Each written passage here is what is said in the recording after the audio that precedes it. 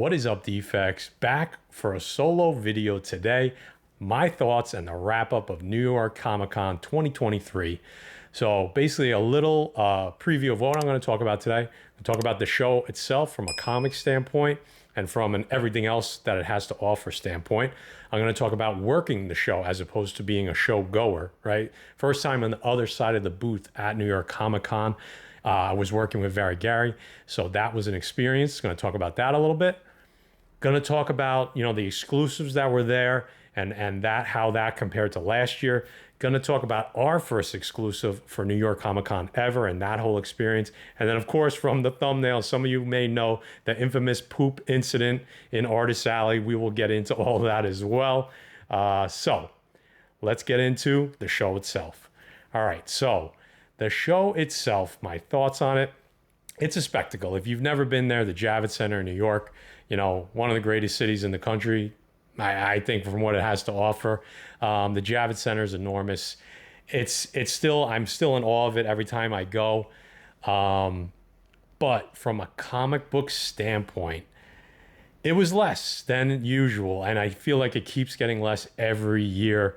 And it feels like at some point comics are going to just be an afterthought. And we're one or two steps away from that as it is. I hate to say that, but that's kind of the truth. That's kind of the quick, down and dirty version. Now, don't get me wrong. Artist Alley is still the place to be. Ton of artists. The lines were, forget about it. It was insane. Eastman was there. I mean, it was just all the artists that you can imagine were there. That is the place to go if you want to get signatures on the East Coast. They're all in one spot. The lines are insane. I know I said that already, but I just had to reiterate it. So a lot of comic people were down in Artist Alley. Not as much in the rows with the comic books. Some artists had booths upstairs. If you don't know the Javits Center, the Artist Alley is downstairs. The main floor has all of the other booths. Some of the artists did have their own booths, like a Clayton Crane. He had a booth upstairs. So you kind of had to jump around. All right. But the booths were great. I was able to, it was like 4 or 5 main rows and like half rows really, or third rows that kind of had all the comics. Some of the booths look really good. I'm partial to my guy, Gary. His booth was amazing. There was a lot of great books there. Don't get me wrong, but it's starting to feel less and less like a comic book show, obviously, and more like a pop culture show. I feel like it's going that direction. Most of you have known at this point, if you've been there in the last 4 or 5 years, that's where it's headed. Was able to meet a lot of the community members from both sides, viewers and also other content creators. So that was a lot of fun.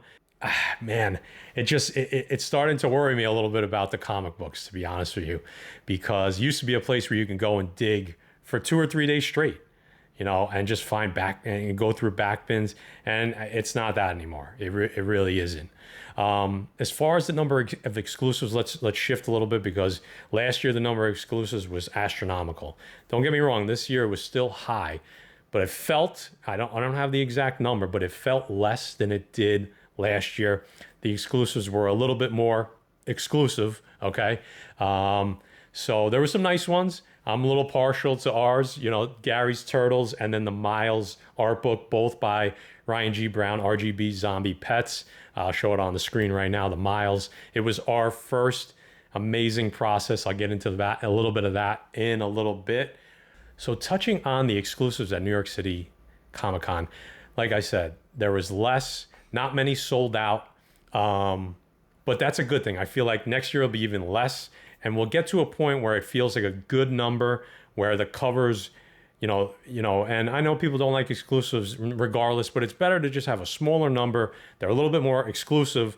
They're a little bit, the money is better well spent, and it's not dispersed throughout 100 or 200 different exclusives. Maybe if you get that number down to like 50, below 100 for sure, but like 50 exclusives at the show, I feel like it should be even less than that.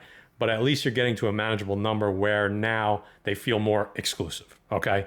You could have your thoughts on variants and exclusives all you want, but it's not going anywhere. It's not going to kill the hobby, in my opinion. But again, did not want to make this about the exclusive talk because we can make like 25 videos just on that. All right. But again, the show, as far as comic books, it was not what it was in the past. So, a show like Terrificon, in my opinion, is better for comic books. But New York City is still New York City, right? If you were into cosplay, toys, video games, anime, statues, it was incredible. The rest of the show, the 3/4 of the show, or probably even more, of everything other than comic books. I saw lines to play a new video game that were 400 people deep. Okay, so New York is less and less about comic books and more about those other genres that I just spoke about. So there is something there for everyone. Looking to clean and press your books before submission? Well, look no further than the best in the business, Erod 212 with Express Comic Book Pressing Service. Defects 10 gets you 10% off. Erod will submit your books to CGC and CBCS and pass along his discount. Hit him up on Instagram or email expresscbp@yahoo.com. So working the show itself with Very Gary Comics was a new experience. I've worked with him before at Terrificon a little bit here and there, but to be behind the booth for 4 straight days, I was there for 3 days, with the Butcher, with Erod, with Gary's guys. It was an experience. It actually, we were able to sell our exclusives in the corner. I was able to help Gary out with other sales, but it was very interesting to be able to kind of watch from that other side of the booth. To be the guy watching somebody dig and almost hoping they find something because you see the faces of people that did find the book they were looking for to complete the run, find the book at a price that they liked. It was amazing. It was cool to see that. I've never experienced it like this on a scale of this size, so it was something different for me for sure. It was I was able to see the perspective of what people were looking for, because I'm sure a lot of you want to know, what were people looking for? So I'm not going to go into specific titles because it was all over the board, but it was very interesting to see the difference between the amount of people that were buying books out of the back bins, and Gary had about 40 to 45 back bins of $10 or up books, and his wall was definitely hit more than the back bins as far as a percentage goes. So many books, so many high dollar books came off that wall, it wasn't funny. He said he thinks he sold almost every book he had marked over $1,000 except for 1 or 2. It was amazing. People came in, they were looking for high dollar books. What does that mean for the market? Maybe people are seeing that the prices that are out there right now are a buy. Maybe they're at that point where they're going to start to spend money on high dollar books because of how far they've come down from the peaks of 2021 and the beginning of 2022. So to me, that was a good sign of the market. Collectors getting back into bigger stuff, thinking that it's a good price point. Sure, it may come down a little bit more, but the price point is close enough where people are feeling comfortable again buying big books.